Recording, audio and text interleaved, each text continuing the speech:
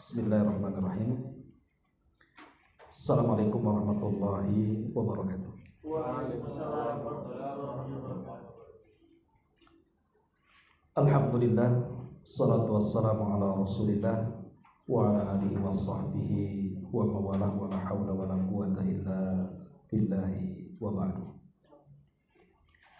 Ya, kita lanjutkan kajian kita yang tertunda, kajian kumpulan 40 hadis Nabi SAW karya besar Imam An-Nawawi Asy-Syafi'i rahimahullah ta'ala. Dan kita sudah masuk pada hadis ke-10. Kita baca hadisnya baru kita jelaskan. An Abi Hurairah radhiyallahu anhu qala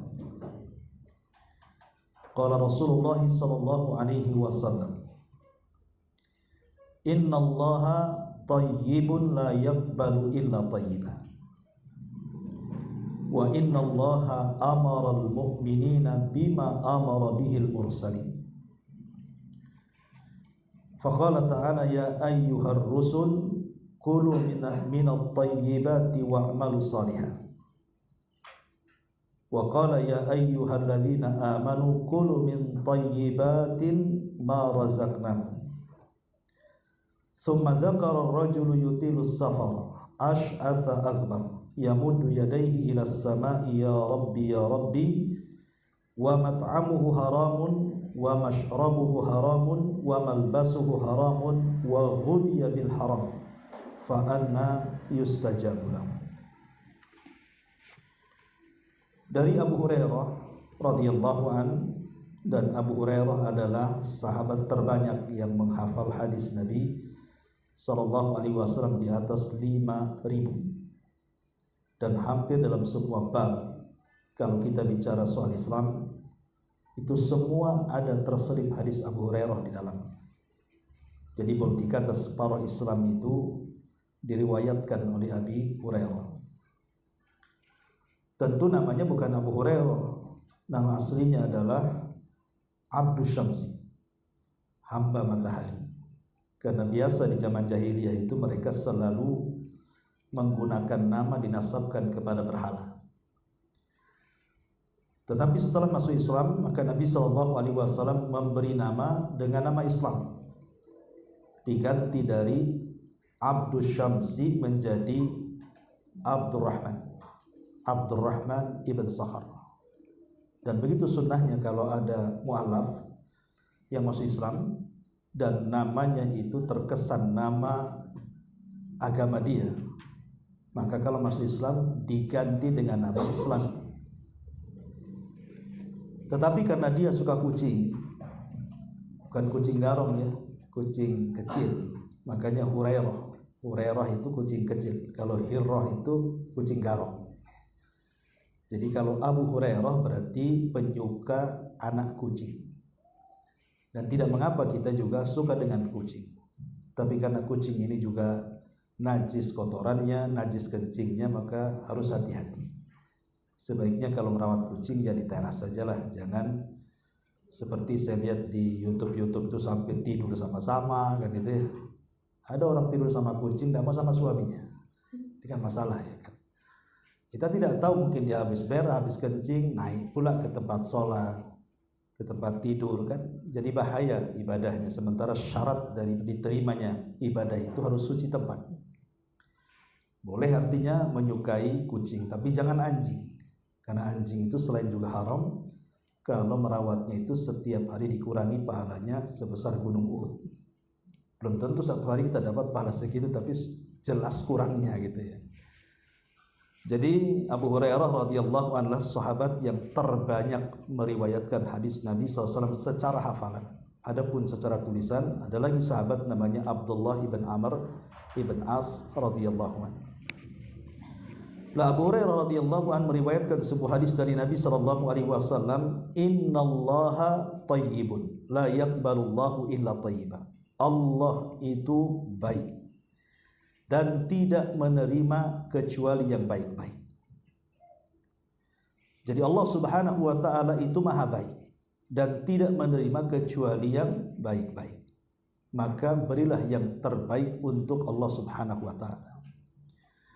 Kalimat la yaqbal, Allah tidak menerima kecuali yang baik-baik. Dalam ibadah itu ada yang diterima oleh Allah Subhanahu wa taala, ada yang tidak diterima. Boleh jadi mungkin tidak diterima karena kurang syarat-syaratnya, atau mungkin melanggar rukun-rukunnya sehingga tidak diterima dan harus diulang. Seperti sholat tanpa wudhu tidak diterima sholatnya sampai dia berwudhu. Atau ketika sholat wajib sanggup berdiri malah duduk, tidak sah sholatnya karena berdiri dalam sholat wajib itu hukumnya rukun. Lain kalau sholat sunnah hukumnya sunnah saja. Tetapi diterimanya amal juga ada dua macam. Jadi ada yang diterima dengan diberikan pahala, ada yang diterima tanpa pahala tapi diterima sholatnya. Contoh umpamanya, Anda sholat tetapi dalam sholat itu seolah-olah tidak sedang sholat. Jadi dari awal sholat sampai akhir sholat itu seolah-olah tidak sedang sholat. Boleh jadi mungkin kepikiran habis bertengkar dengan pasangannya, bertengkar dengan istrinya, bertengkar dengan suaminya, jadi ke bawah sholat. Berencanakan ngomong apa di sholat ya. Atau mungkin kepikiran bisnisnya, kepikiran hutangnya, kepikiran mau safar, banyak perkara yang dipikirkan sehingga ketika takbiratul ihram itu loh, tahu-tahu salam aja nih, gimana ceritanya? Lah apakah kemudian sholatnya ditolak? Tidak diterima. Tapi sholat seperti ini tidak dapat pahala, tidak perlu diulang maknanya, sah sholatnya.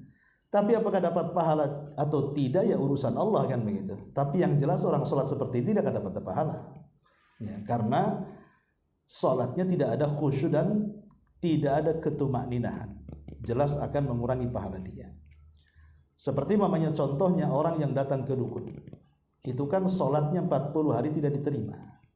Seandainya dia sholat, sah sholatnya, tapi tidak dapat pahala dia ya. Jadi diterima sebuah ibadah di hadapan Allah itu boleh jadi hanya diterima tapi tidak dapat pahala, tapi juga ada yang diterima dan mendapatkan pahala. Itulah kalimat la yaqbal illa thayyiba. Allah tidak menerima kecuali yang baik-baik, di mana selain diterima juga dia dapat pahala. Karena di zaman dulu kita dengarlah, kalau kita dulu dengar nonton film Robin Hood ya kan, itu kan mencuri barang-barang uang kemudian disedekahkan kepada fuqara dan masakin. Kan ada tuh cerita kayak gitu ya. Apakah kemudian diterima seandainya Robin Hood itu muslim? Apa diterima tuh ibadahnya Robin Hood? Dia kan mencuri, diberikan kepada fuqara masakin, zahirnya kan bagus. Tapi harta yang disedekahkan kan tidak bagus. Makanya di sini Allah mengatakan innallaha thayyib. Allah itu maha baik, tidak menerima kecuali yang baik-baik. Dari sini menunjukkan bahwa bukan hanya disalurkan kemana harta itu, tetapi juga akan ditanya dari mana kau dapatkan. Karena dari mana itu menentukan kemana. Kalau seandainya ditanya dari mana kau dapatkan harta, dari yang halal, ketika disalurkan ke yang baik berpahala dia. Tapi kalau ditanya dari mana, dari yang haram, kalau disalurkan kepada yang baik berpahala tidak, karena Allah tidak menerima kecuali yang baik-baik. Itu harus dipahami ya. Seandainya kemudian dia punya harta haram, macam mana caranya? Umpamanya dia punya riba, dia nabung di bank, otomatis ada bunganya. Bunganya wajib diambil, jangan tidak diambil. Alasannya riba, ngapain diambil? Jangan, itu sama dengan memberi riba kepada orang bank. Ambil ribanya. Berarti kalau mengambil uang riba berarti ada uang haram itu di dalam diri harta kita. Bagaimana caranya? Maka kita harus berlepas diri daripada uang riba itu dengan cara meniatkan membersihkan harta. Tapi bukan disedekahkan, tidak niatnya, hanya membersihkan harta. Dia dapat pahala itu karena ada niat ingin membersihkan hartanya, bukan karena ingin sedekah, karena sedekah dari uang haram tidak akan diterima.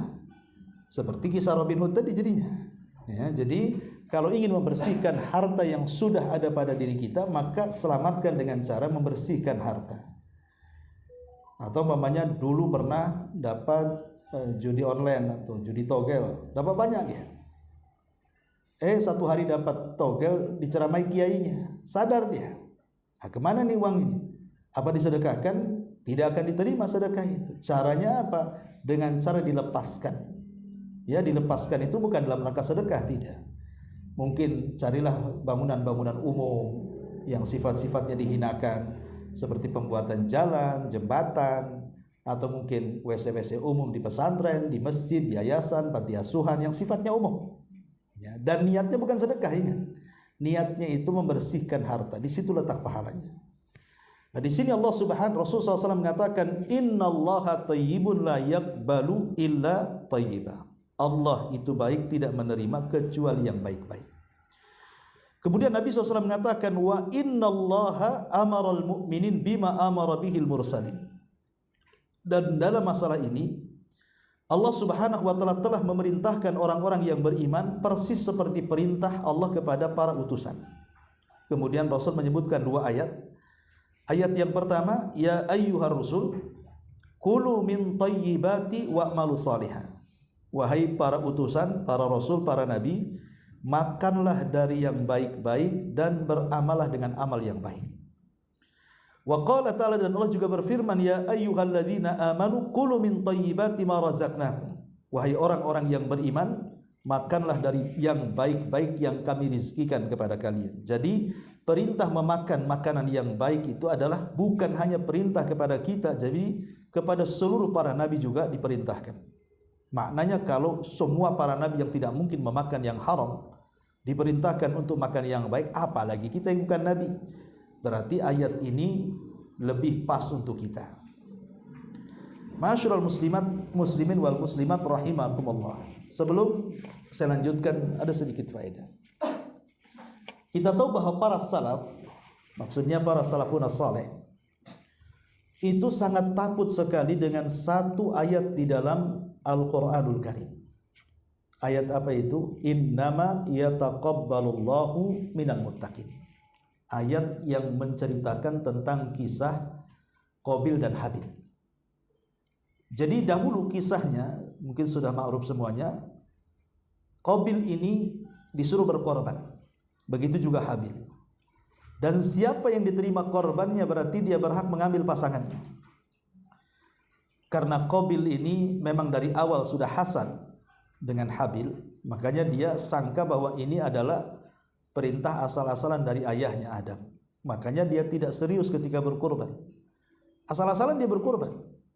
Sementara Habil itu karena mewarisi sifat ayahnya Adam, dia tahu ini dipersembahkan untuk Allah, tidak mungkin kecuali yang baik-baik.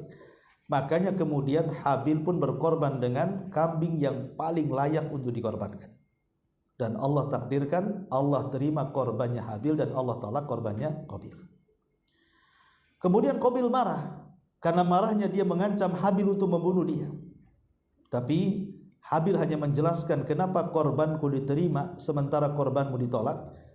Allah Subhanahu wa taala mengatakan perkataan Habil, innama yataqabbalullahu minal muttaqin. Ingat bahwa kurban itu akan diterima oleh Allah Subhanahu wa taala kalau ada dasar takwa. Kalau tidak ada ketakwaan dalam hatinya, enggak mungkin diterima. Lah ayat inilah kalimat yang terakhir yang membuat para ulama dulu sangat takut. Innama yataqabbalullahu minal muttaqin. Allah itu hanya menerima amal apapun dari orang-orang yang bertakwa. Pertanyaannya, apakah kita ini sudah bertakwa atau tidak? Dan siapa yang bisa mengetahui kita bertakwa atau tidak? Dan siapa yang bisa menilai saya bertakwa atau tidak? Itu tidak ada yang tahu kecuali Allah Subhanahu wa taala. Disitulah kaum salaf dulu sangat takut. Karena tidak bisa menilai orang ini takwa atau tidak, karena itu kan amalan hati takwa itu. Makanya ayat ini sangat ditakutkan mereka, sampai-sampai saya nukilkan beberapa perkataan ulama salaf. Di antaranya adalah perkataan Al-Fadalah ibn Ubaid rahimahullahu taala. Apa kata Fadalah ibn Ubaid ini?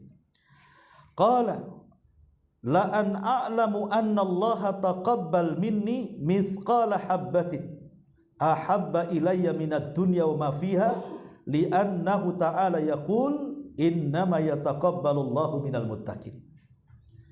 Kalau seandainya aku tahu, kata Fudalah ini kan ulama besar, ulama ahli ibadah, padahal Fudalah ini dia mengatakan, kalau seandainya Allah tahu satu butir biji gandum dari amalanku diterima oleh Allah Subhanahu wa taala, itu lebih baik daripada dunia dan isinya.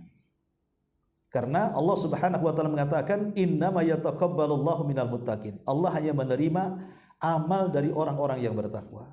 Berarti kalau kita tahu nih walaupun sebidarah amalan kita ini diterima, berarti kita ini termasuk orang yang bertakwa, itu masalahnya. Tapi masalahnya siapa yang tahu? Makanya Abi Dzar Al-Ghifari radhiyallahu an, orang yang paling zuhud, rajin ibadah pun dia mengatakan, apa kata Abi Dzar Al-Ghifari? La in astaiqin annallaha qad taqabbala minni salatan wahidatan ahabbu ilayya minad dunya wa ma fiha. Li annallaha yaqul innama yataqabbalullahu minal muttaqin.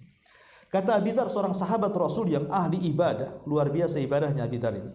Tetap dia mengatakan, kalau seandainya aku punya keyakinan Allah menerima satu solat saja, tidak usah banyak-banyak, tidak usah ribuan solat yang sudah ia lakukan, satu solat saja aku tahu solatku diterima oleh Allah, ini lebih baik dibandingkan dunia dan isinya. Karena menunjukkan bahwa aku termasuk orang yang bertakwa masalahnya. Bahkan Abdullah ibn Umar radhiyallahu anhu mengatakan, kalau seandainya satu sujudku diterima Allah, aku bisa siap mati besoknya. Kalau hari ini aku ini sholat dan sujudku aku tahu diterima Allah, aku siap mati katanya. Kenapa? Karena mati di atas ketakwaan. Lah dari sini menunjukkan bahwa inilah ayat yang paling ditakutkan oleh para ulama.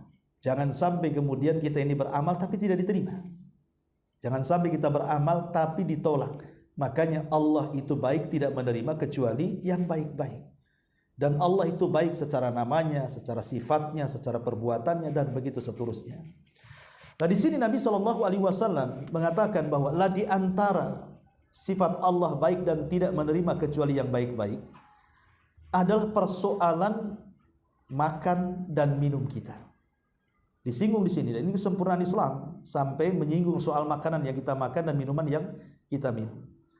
Di mana perintah kepada para rasul itu disamakan dengan perintah kepada kita kaum muslimin. Allah perintahkan para rasul, makanlah dari yang baik-baik dan beramalah saleh. Dan Allah katakan kepada orang yang beriman, makanlah dari yang baik-baik yang kami rizkikan kepada kalian. Di sini perintah bahwa kita disuruh memakan dan meminum dan memasukkan sesuatu kepada badan kita, sesuatu yang halal. Kemudian hadis ini ditutup. Nabi SAW menceritakan tentang seorang laki-laki yang baru datang dari safar. Ingat, safarnya orang Arab di zaman dulu beda dengan safarnya di zaman sekarang. Kalau safar di zaman sekarang kan istilahnya dandan dari rumah ke Jakarta, sampai Jakarta itu dandanannya masih bagus kan itu. Karena naik mobil pakai AC, sampai di bandara pakai AC, naik pesawat pakai AC, turun juga di bandara sana pakai AC, dijemput mobil AC, sampai rumah ada AC, tak ada keringat-keringatnya. Ya masih ganteng lah kan itu. Paling tisu satu lembar untuk ngusap-ngusap sikit lah kan itu. Tapi zaman dulu tuh kan kalau safari padang pasir, mau segaya apapun jadi jelek kan itu. Karena pasti kena debu, pasti kena kotoran, pasti akan aut-autan tuh rambutnya tuh. Jadi Rasul menceritakan orang safar, orang ini susah karena tidak punya kendaraan. Kalau dulu kan mungkin orang kaya punya unta, punya kuda. Ini ndak, orang susah, jalan kaki, ya, ke tengah-tengah padang pasir. Gimana ceritanya itu? Apa ndak susah kehidupannya? Kemudian dia tidak tahan dengan kefakirannya. Akhirnya dia berdoa kepada Allah Subhanahu wa taala, mengatakan ya Rabb, sambil memelas dia mengatakan, ya Allah, kabulkan doaku, ya Allah, kabulkan doaku. Tapi sepanjang waktu dia berdoa tidak ada tanda-tanda dikabulkan doanya. Padahal dia mengangkat kedua tangan, dia pun merengek kepada Allah, kondisinya sedang safar dan dia pun susah. Harusnya orang seperti ini dikabulkan doanya. Karena dia sudah mengumpulkan berapa syarat doa? 5 syarat doa. Ya. Pertama, dia musafir. Doanya musafir itu mustajab. Jadi kalau Anda ini ada tamu orang jauh, ya, orang yang memang sudah dianggap safar, seperti dari Padang datang ke Batam, dari Jawa datang ke Batam, dari mana-mana lah pokoknya yang jauh-jauh, berarti doanya mustajab. Minta doa orang-orang kayak gini nih, ya, sambil disogok dengan makanan-makanan enak, bawa ke restoran enak kan itu. Minta doanya panjang-panjang, ya. Kalau nggak dikasih apa-apa, kuah gelas aja doanya pendek nanti. Kan itu harus kasih enak-enak baru minta doanya. Itu mustajab doa musafir itu. Ya. Kemudian orang-orang yang dalam kondisi sulit, kesulitan, orang-orang fakir, itu mustajab doanya orang-orang fakir, jangan salah. Orang-orang yang susah hidup itu kalau berdoa mustajab doanya. Kenapa? Karena biasanya doa mereka tidak dibuat-buat. Bahasa kerennya tidak pencitraan doanya itu. Ya, tapi kalau orang-orang kaya, ya doanya itu hanya seremonial saja. Berapa silakan doa itu udah ditulis doanya atau bukan seremonial saja. Hanya untuk melengkapi acara. Harus ada doanya. Tapi kalau doa orang-orang susah itu memang mereka tulus kan gitu. Makanya doa orang-orang susah itu mustajab. Inilah pentingnya kita membantu mereka, ya, menyumbangkan sebagian sedikit harta kita untuk membantu mereka karena kita juga butuh doa mereka. Doa mereka itu mustajab, ya. Kemudian yang ketiga di antara syarat diterima doa adalah dia mengangkat kedua tangan. Dan Allah malu apabila kita mengangkat kedua tangan tiba-tiba Allah kosongkan tangan kita. Allah malu dalam sebuah hadis, innallaha hayyun karim. Allah itu sudah malu, karim lagi, Maha Pemurah. Dan juga yastahi min abdihi idza rafa'a yadayhi an yaruddahu masifra. Jadi Allah itu malu kalau seandainya habis berdoa mengangkat kedua tangan tiba-tiba Allah kosongkan kedua tangannya. Allah malu, artinya Allah pasti akan ijabah. Artinya ketika orang mengangkat kedua tangan itu sebab diterimanya doa. Kemudian yang keempat, dia pun mulih. Mulih itu artinya seperti anak kecil meminta sesuatu kepada orang tua. Sajengkel-jengkelnya kita orang tua, kalau anak-anak sampai guling-guling kasihan juga, lama-lama dikasih juga kan. Itu kepada makhluk tuh. Macam mana kepada Allah Azza wa Jalla. Kemudian dia menyebut kalimat Rabb, itu menunjukkan tauhid. Ya Rabbi, ya Rabbi. Ya, ketika kita berdoa menyebut nama Rabb pasti diijabah. Pertanyaannya, orang ini sudah punya 5 syarat dikabulkan doa. Tapi kenapa ditolak doanya? Rupanya Nabi SAW berikan alasannya. Kata Nabi SAW, bagaimana akan diterima doanya?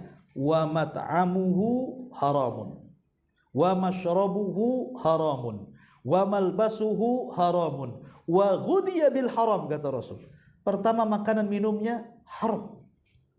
Dia makan yang haram, dia minum yang haram. Baik haram itu secara zatnya atau cara pembeliannya. Secara zatnya umpamanya minum khamr, memang haram zatnya. Mau dibeli dari harta halal pun namanya zatnya haram, ya tetap haram. Makan daging anjing, makan daging babi, walaupun dibeli dari hasil yang halal tetap haram karena zatnya haram, ya. Ataupun haram itu karena belinya, uang yang dibelikan itu mungkin bendanya halal. Beli nasi pecel, beli rawon, beli gulai, halal. Apalagi yang jual seorang muslimah. Tapi cara ngambil uangnya mungkin hasil korupsi, mungkin hasil ngambil hak orang, mungkin hasil curang dan begitu seterusnya. Yang tadinya makanan itu halal jadi haram karena dibeli dari benda-benda haram yang dia usahakan. Ya. Kemudian kata Nabi SAW, wa malbasu haram, pakaian yang dipakai pun haram. Ya karena belinya tadi. Boleh jadi mungkin zatnya pakaian itu dari sutra, semua dari sutra, bagi laki-laki kan nggak boleh. Bagi perempuan ya boleh, tapi bagi laki-laki nggak boleh.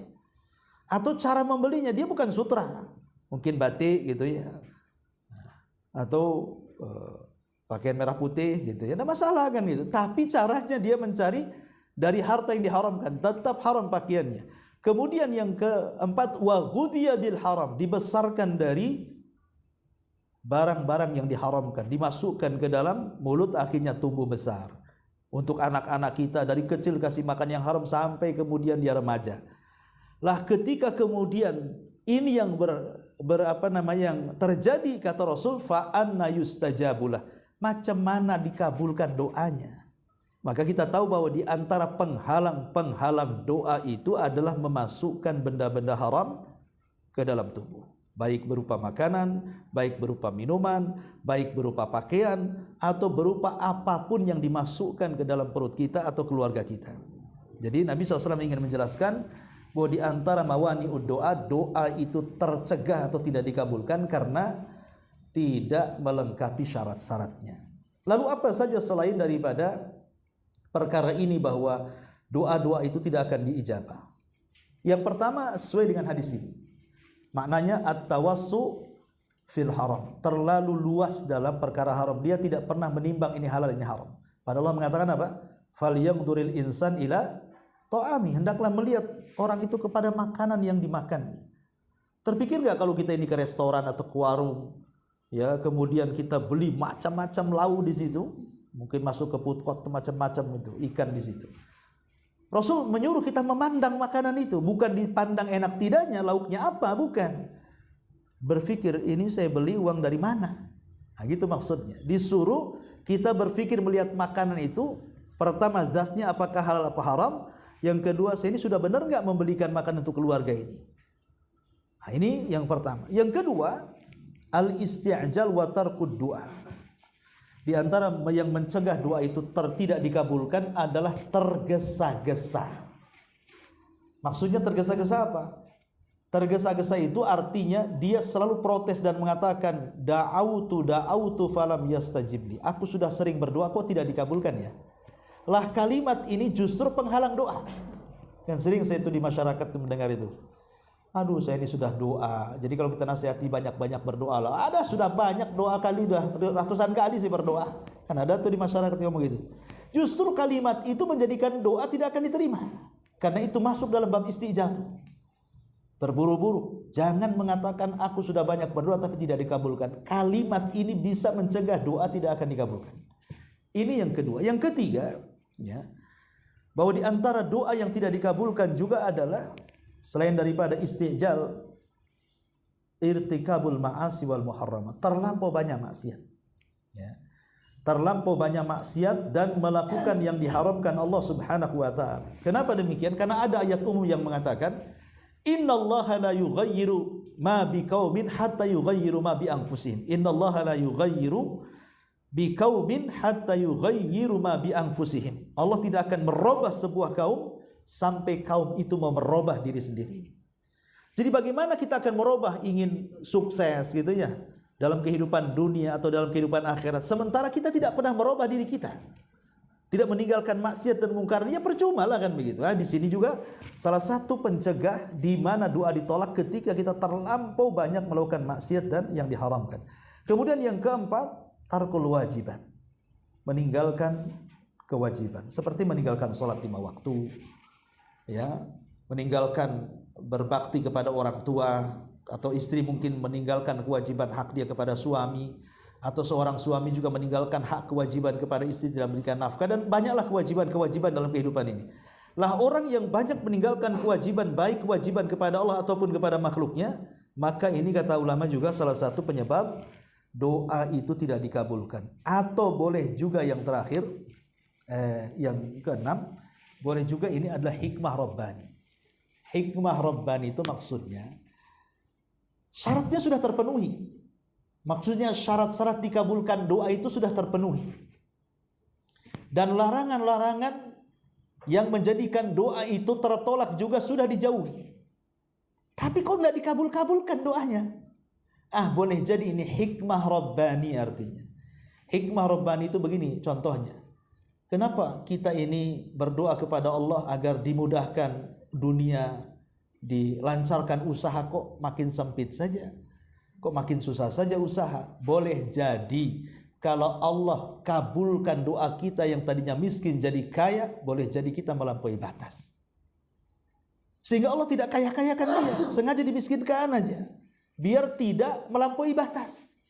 Karena Allah mengatakan kalla innal insana la yatgha an ra'ahu istaghna. Manusia itu akan mudah melampaui batas, kata Allah, kalau rizkinya dibentangkan banyak-banyak. Atau boleh jadi mungkin kita sakit, kita berdoa kepada Allah, ya Allah sembuhkan saya, Allah sembuhkan saya. Boleh jadi kalau sudah sembuh maksiat lagi dia. Ya. Ketika dia sakit masihlah dia berdoa, doakan ibadah. Masihlah ingat Allah, ingat mati, akhirnya kemudian dia sholat, ngaji, dengerin ceramah, dengerin apa, itu waktu sakit, takut mati nih. Kemudian dia pengen sembuh, ketika sembuh, maksiat lagi, lebih parah dibandingkan dia sakitnya. Padahal ketika sakit dia bercita-cita kalau saya sembuh saya akan sholat. Justru ketika dia sembuh tidak sholat, ngajak orang tidak sholat lagi. Dia pula yang merobohkan masjidnya. Ya. Kadang-kadang seperti itu hikmah dari Allah kan. Ya. Ataupun kenapa orang kaya gitu ya, kita yang memandang kenapa sih itu kok bentang-bentang tikar aja kok kaya terus kok nggak miskin. Boleh jadi Allah tidak buat dia miskin, kalau miskin dia bisa kufur. Itu hikmah semuanya kan. Makanya apa yang kita anggap baik belum tentu baik di hadapan kita, boleh jadi buruk di hadapan Allah. Sesuatu yang kita anggap buruk di mata kita belum tentu juga buruk di mata Allah. Bisa saja di balik itu ada kebaikan. Makanya Allah mengatakan wa asa an takrahu syai'an wa huwa khairul lakum. Boleh jadi yang Anda anggap buruk itu baik pula di hadapan Allah. Seperti dulu saya ceritakan ada seorang kakek berpoligami. Ya. Kakek ini berpoligami. Dia anaknya sudah banyak, kaya raya. dia sudah dapat istri cantik, cuman sudah tua masalahnya, hilang cantiknya. Ya, kemudian anaknya banyak. Akhirnya karena kaya, dia ingin berpoligami. Orang kaya itu cuma satu, pasti ingin kawin lagi kalau laki-laki. Kalau perempuan ya banyak-banyakin tas, banyak-banyakin sepatu kan itu. Banyak-banyakin emas dan begitu seterusnya, lebih ke perhiasan. Kalau laki-laki itu pasti ke situ. Jadi ada orang tua ini karena masih kaya ingin poligami, dapatlah anak gadis. Subhanallah. Anak gadis ini dia rela dinikahi kakek-kakek ya karena masalah urusan dunia. Kan banyak viral di negeri kita juga kan. Ada kakek-kakek nikah dengan umur 15 tahun ya karena dia kaya. Kalau dia miskin mana mau, nenek-nenek pun tak mau. Ya. Apalagi seorang gadis kan biasanya hanya melihat kekayaan saja, entah dipaksa orang tuanya atau mungkin karena kehendaknya. Ya. Akhirnya menikah dengan mahar yang besar. Entah kenapa di malam pernikahan itu ketika hendak diajak berhubungan, nolak si gadis ini. Entah jijik, entah apa, pokoknya ditolak dan minta dicerai malam itu juga. Ya gimana sang kakek ini? Itu yang diharapkan, pengen nikah, pengen poligami, sudah poligami, di malam pertama pula si gadis minta cerai. Karena kasihan ya sudah diceraikan. Akhirnya setiap malam ini si kakek berdoa kepada Allah. Apa doanya? Allahumma rudda ilayya ya Rabb. Ya Allah, kembalikanlah gadis itu untukku. Ya Allah, kembalikan gadis itu untukku. Tapi Allah tidak kabulkan keinginannya. Rupanya si gadis itu menikah lagi dengan laki-laki lain, tapi tidak dipoligami. Tapi masalahnya yang menikahi juga sama juga kakek-kakek. Jadi spesialis kakek-kakek rupanya. Jadi dia dapat kakek-kakek juga, tapi tidak dipoligami. Selang 1 hari menikah dengan suaminya yang baru, rupanya dia sakit payudaranya. Ketika kemudian didatangkan ke rumah sakit, rupanya dia kanker payudara sebelah kiri. Dan kata dokter mengatakan ini sudah akut, harus dioperasi. Coba bayangkan, suami kedua ini tidak merasakan nikmat dengan istri pertamanya kan? Karena di hari hanya sakit dia, belum digauli sudah sakit.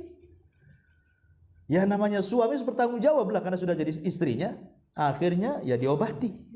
Sampai berbulan-bulan dirawat di rumah sakit sampai koma. Kemudian Allah takdirkan sembuh. Tapi hilang payudaranya karena dioperasi. Allah takdirkan setelah sembuh, rupanya kankernya sudah merembet ke payudara yang sebelah kanan. Kata dokter harus dioperasi juga. Akhirnya dioperasi, koma lagi sampai 2 tahun lebih. Habis nih kekayaan si suami baru ini hanya untuk mengobati istrinya. Akhirnya bankrupt dia. Ujung cerita endingnya meninggal juga si gadis itu. Coba bayangkan, kalau seandainya doa si kakek yang pertama, ya Allah kembalikan gadis itu kepadaku, kemudian Allah kembalikan, kira-kira apa yang terjadi? Bisa habiskan duitnya itu untuk mengobati istri yang kedua saja kan? Dia punya anak, punya istri yang pertama, tapi Allah tidak kabulkan kan? Kenapa Allah tidak kabulkan? Boleh jadi yang dianggap buruk oleh si kakek ini baik di hadapan Allah kan? Sebab kalau dikembalikan begini dicarinya, habis duitnya untuk mengobati orang kan? Itu salah satu contoh bahwa jangan pernah menganggap sesuatu yang buruk itu buruk. Karena tidak ada keburukan yang 100% sebagaimana tidak ada kebaikan yang 100%. Di balik keburukan itu ada kebaikan, di balik kebaikan itu pasti ada keburukan.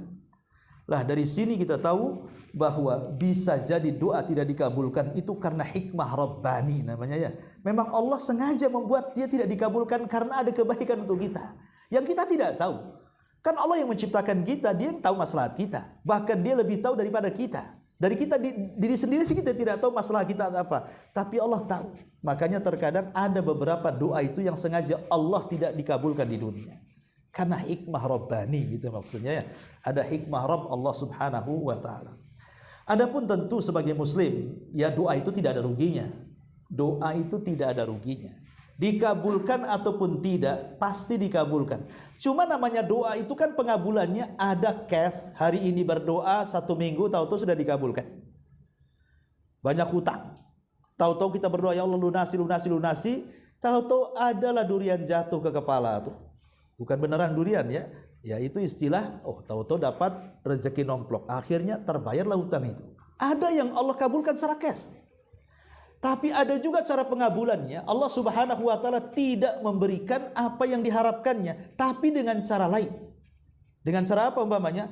Mungkin dihindarkan dari musibah yang kalau seandainya dikabulkan permintaannya tidak seberapa dengan musibah yang turun kepadanya. Contoh umpamanya, dia tidak punya rumah. Dia berdoa, ya Allah saya ngontrak 10 tahun ini. berikanlah rumah kepadaku, mudahkan rizkiku. Tapi juga tidak dikasih-kasih sama Allah. Tetap saja dia jadi tukang bangunan, tetap juga dia jadi tukang ojek, tetap juga ya ibaratnya yang kecil-kecil usahanya dan secara akal mustahil membeli rumah kecuali nyicil. Ya. Rupanya ketika dia sedang di jalan raya, harusnya dia ketabrak.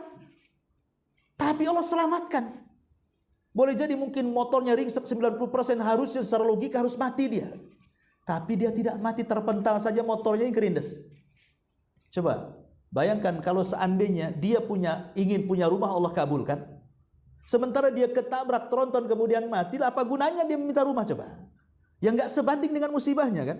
Lah terkadang doa itu memang kita tidak dikabulkan permintaan kita, tapi Allah kabulkan dengan cara lain. Kita minta nikmat, Allah kabulkan, Allah hilangkan bala dari kita.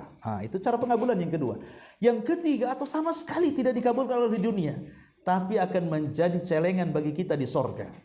Boleh jadi amalan kita kurang di dunia, tapi tingkatan derajat kita di sorga itu Allah naikkan. Nah, dari sini kita tidak boleh bersuudzon kepada Allah saat berdoa, karena pengabulan Allah itu macam-macam jenisnya.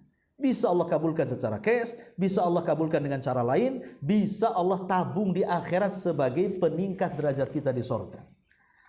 Ma'asyiral muslimin wal muslimat rahimani wa rahmukum. Ataupun secara umum, ya kita tahu bahwa dikabulkan doa itu ada dua jenisnya. Ada yang berkaitan dengan syarat-syarat yang harus dipenuhi, ada yang berkaitan dengan waktu dan tempat yang harus kita berdoa di dalamnya. Dan kalau kita gabungkan, cara doanya sudah bagus, kemudian tempatnya tempat bagus, waktunya waktu bagus, insya Allah tidak mungkin ditolak doanya. Adapun cara doa yang bagus supaya diterima doanya, yang pertama, al-ilha was-sabru wa adamul istijal. Pertama, merengek seperti anak bayi meminta air susu dari orang tuanya. Lihatlah anak bayi itu, kalau belum disusui ditetei itu, wah dia ngamuk sangamuk-ngamuknya kan itu. Memelaslah bahasa kitanya ya. Begitu juga memelas kepada Allah Azza wa Jalla. Kemudian sabar dan jangan tergesa-gesa. Yang kedua, at-tadarru wal inkisar. Kita ini sedang meminta kepada Zat yang maha kuat, yang maha kuasa, yang maha kaya dan maha segala-galanya. Kalau kita aja, kalau saya analogikan seperti ini ya, Anda ini mau pinjam uang. Kira-kira orang yang pinjam uang kepada orang yang akan dipinjam itu bahasanya gimana? Pasti akan memuji kan? Awalnya nggak mungkin langsung, kalau langsung kan nggak mungkin dikasih. Pasti dia akan bersandiwara dulu tuh. Jadi ya bersinetron dulu kan. Aduh, bapak ini orang baik kan itu. Ibu ini cantik, tua-tua pun katanya. Macam-macam lah pujian dia kan. Nanti kalau sudah keenakan dipuji, baru keluar tuh jurusnya. Saya lagi susah nih, kira-kira bapak bisa pinjami uang saya nggak? Kadang-kadang seperti itu orang itu. Merendahkan diri di hadapan orang yang akan dipinjami uangnya. Kadang-kadang izahnya nggak ada. Ya, sampai dia merendahkan diri, padahal tidak boleh merendahkan diri kecuali kepada Allah kan begitu. Lah kalau kita berdoa seperti kita pinjam uang, kan harusnya diberikan kepada Allah lebih dibandingkan kita meminjam kepada manusia. Artinya sifat tadarru itu merendahkan diri kepada Allah harus lebih direndahkan lagi dibandingkan merendahkan diri kepada manusia. Kita ini sama-sama Bani Adam, kenapa merendahkan di hadapan orang? Ya. Lah ini juga yang kedua. Yang ketiga, as-sidq wal ikhlas. Memang doa itu jujur, bukan main-main, dan penuh keikhlasan. Memang kita berhajat. Jangan berdoa itu asal-asalan. Apalagi mengatakan, ya Rabb, saya ini lagi sulit lah, terserah mau dikabulkan tidak, yang jelas saya berdoa. Kan nggak mungkin doa begitu. Masa doa dibuat main-main? Ya, terserahlah mau dikabulkan atau tidak. Lah, gimana cerita berdoa ngomong begitu? Jadi harus memang jujur. Memang dia sedang butuh dengan Allah, ya, dengan kalimat-kalimat yang bagus, dengan hati yang ikhlas. Termasuk juga yang keempat, harus ada kehusyuan. Harus ada kehusyuan. Makanya berdoalah di waktu bersendirian. Itu pasti khusyuk, itu pasti akan meleleh air mata kita. Kemudian dibarengi dengan amal soleh. Karena doa juga, sebagaimana hadis yang tadi apa? Rasulullah SAW mengatakan kepada para nabi, "Qulu ya ayyuhar rusul, qulu minat thayyibati wa'malu salihah." Wahai para rasul, makanlah dari yang baik-baik dan beramallah dengan amal saleh. Coba kita lihat kisahnya Nabi Ibrahim. Nabi Ibrahim itu kan diperintahkan oleh Allah Subhanahu wa taala untuk membangun Ka'bah. Maka Ibrahim pun mengajak Ismail, "Ayo kita bangun Ka'bah." Kata Ismail, "Ayo." Akhirnya terbangunlah Ka'bah. dengan susah payah, dengan petunjuk Allah, dengan bimbingan Allah. Jadi ketika Ibrahim membangun Ka'bah itu bukan hanya perintah Allah, juga dibimbing juga cara membangunnya sampai selesai. Tetapi Ibrahim alaihi salam tetap mengatakan, Rabbana taqabbal minna. Ya Allah, mudah-mudahan kau terimalah bangunan ini. Padahal dia bangun Ka'bah atas perintah Allah dan dibimbing oleh Allah. Tapi takut kalau seandainya amalan dia tidak diterima. Dan dia mengatakan, ya Allah, terimalah apa yang sudah kuusahakan. Harusnya kan tidak perlu kan gitu. Karena dia sudah sesuai dengan yang Allah perintahkan. Pasti diterima. Tapi Ibrahim tetap takut tidak diterima. Artinya bahwa jangan pernah terpedaya dengan amal soleh kita, gitu maksudnya. Jangan tertipu dengan sholat kita, jangan tertipu dengan puasa, zakat, sedekah kita, belum tentu diterima. Makanya walaupun kita sudah sholat, sudah sedekah, sudah apapun dari amal soleh, minta agar sholat kita, sedekah kita, puasa kita, haji kita, umroh kita, silaturahim kita, dan begitu seterusnya, agar diterima oleh Allah. Itu maksudnya. Jangan tertipu dengan amal soleh. Karena ada orang yang latah mengatakan, saya sudah banyak sedekah, mau apa lagi? Lah, kok bisa ngomong begitu dia? Kalau sudah banyak sedekah, mau apa lagi? Saya sudah banyak ini, saya sudah kesedekah ke sana sedekah, saya kira sudah cukup lah. Emangnya sedekah kamu diterima kan itu? Bilang sudah cukup itu. Lah itu orang-orang yang tertipu dengan amal soleh namanya. Ya, harusnya nggak usah bicara lah kan gitu. Cukup Allah yang tahu saja. Tapi kadang-kadang orang terdorong ria, akhirnya mengucapkan kalimat seperti itu, merasa bahwa ibadahnya sudah cukup, padahal belum tentu diterima. Nah ini juga penting amal soleh dalam doa itu. Termasuk juga hadis yang kita baca, ya, menghindarkan perkara-perkara haram itu juga salah satu sebab diterima doa. Termasuk juga memperbanyak taubat dan istighfar. Bahkan dalam kehidupan saya pribadi, saya pernah mempraktikkan ketika banyak masalah, dan ini bisa dipraktikkan antum lah. Kalau ada masalah banyak itu, coba perbanyak istighfar.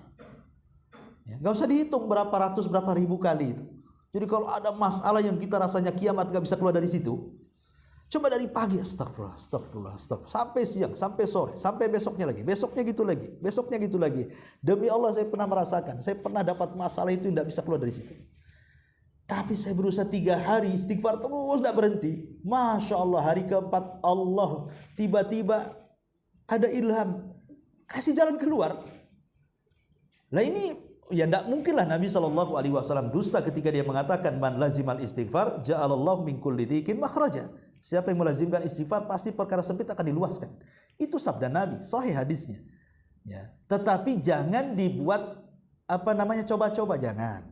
Coba-cobalah kata Ustadz. Nggak bisa. Ibadah itu jangan coba-coba. Kita menyembah kepada zat yang yakin, ya kita harus beribadah dengan keyakinan. Jangan dengan coba-coba. Ya harus yakin saja, bismillah saja. Coba istighfar terus-terusan. Pasti Allah akan carikan jalan keluarnya. Nah ini juga istighfar juga salah satu pintu diterimanya doa. Kemudian juga tidak berdoa dengan perbuatan dosa dan memutus silaturahim. Karena ada orang doa itu doanya buruk. Karena mungkin dia pesaing. Ya Allah, bangkrutkan saja usaha sebelah itu. Kurang ajar dia. Dengan adanya dia susah pula saya. Itu namanya doa keburukan. Ada dosa di situ. Tidak bisa. Nabi saja ketika melaknat orang yang menyakitinya tidak dikabulkan. Di perang Uhud ada 3 orang yang membuat gigi gerham itu retak, tidak pecah, tidak ompong, retak giginya sampai keluar darahnya. Jadi Rasulullah SAW mengatakan, ya Allah, bagaimana akan beruntung sebuah kaum yang menyakiti nabinya. Kemudian dia sholat, setiap sholat 5 waktu dia kunut, namanya kunut nazilah, dan melaknat 3 orang ini. Allahumma al'an fulan, Allahumma ini nabi yang melaknat. Tapi Allah kabulkan? Tidak Allah kabulkan. Dan turun ayat menegur Rasul dan mengatakan laisa laka minal amri syai'un. Tidak ada urusan bagimu bagi mereka wahai Muhammad. Rupanya yang 3 orang yang memecahkan ataupun membuat retak gigi gerham Rasul masuk Islam. Padahal sudah dilaknat Rasul dalam kunut nazilah itu. 3-3-nya masuk Islam, 3-3-nya baik Islamnya, 3-3-nya mati syahid. Jadi tidak bisa kita ini mendoakan yang di situ penuh dengan perbuatan laknat dan juga dosa, itu alamat tidak akan dikabulkan. Kalau Nabi tidak dikabulkan, macam mana kita kan itu.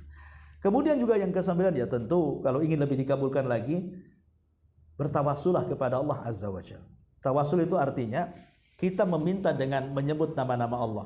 Dalam 99 nama Asmaul Husna itu ada nama-nama yang disebut dengan Asmaul Azim atau Ismul A'zam. Nama Allah yang agung. Kita tidak tahu yang mana satu. Memang ulama berselisih pendapat, maksudnya Ismul A'zam, nama yang agung itu ada yang mengatakan Al-Mannan, ada yang mengatakan Al-Hayyu Al-Qayyum, ada yang mengatakan Al-Jalal, Yadal Jalali wal Ikram, ada yang mengatakan Allah, ada yang mengatakan Rabb, macam-macam. Khilaf ulama lah tentang mana nama Allah yang disebut dengan Ismul A'zam itu. Tapi dalam 99 nama itu seperti Aisyah mengatakan, ketika ditanya Aisyah, Lailatul Qadar itu hari apa? Kata Aisyah, Lailatul Qadar itu sama dengan Ismul A'zam dalam Asmaul Husna. Kalau saya tidak tahu di tanggal berapa, 21 kah, 23 kah, 25 kah, 27 kah, 29, maka Ismul A'zam dalam Asmaul Husna juga saya tidak tahu. Ya. Tapi kalau kita ingin bertepatan dengan Ismul A'zam ketika berdoa, baca aja semuanya. Pasti bertepatan itu. Kalau kita membaca nama Allah yang 99 pasti bertepatan dengan Ismul A'zam, dengan nama Allah yang agung. Apa maksudnya Ismul A'zam itu? Rasul mengatakan idza du'iya ajab wa idza su'ila a'ta. Siapa yang bertepatan dengan Ismul A'zam dalam Asmaul Husna ketika berdoa, apabila berdoa dipastikan dikabulkan, apabila meminta dipastikan akan dipenuhi permintaannya. Itu hadisnya seperti itu. Jadi kalau kita ini mendapatkan Ismul A'zam, ya baca aja semua, pasti akan ketemu Ismul A'zam kan. Makanya kenapa Qarun itu kaya? Sebab kaya Qarun itu karena Qarun diajarkan Ismul A'zam. Ya tentu Asmaul Husna di zaman Nabi Musa berbeda dengan Asmaul Husna di zaman Nabi kan gitu. Tapi Qarun itu menguasai itu. Makanya dia bisa jadi kaya raya. Sebagaimana Bal'am ibn Ba'ura yang disebutkan di dalam Quran secara tersirat. Kenapa dia jadi ulama besar sehingga doa-doanya dimustajab sampai Bani Israil kalau minta doa itu kepada Bal'am ibn Ba'ura. Karena Bal'am itu menguasai Ismul A'zam. Lah dalam Asmaul Husna itu ada Ismul A'zam yang kita tidak tahu. Baca semua, langsung berdoa. Baca, minta. Pasti akan bertepatan dengan Ismul A'zam. InsyaAllah. Itu namanya bertawasul dengan nama-nama Allah kan gitu ya. Ataupun bertawasul dengan amal soleh.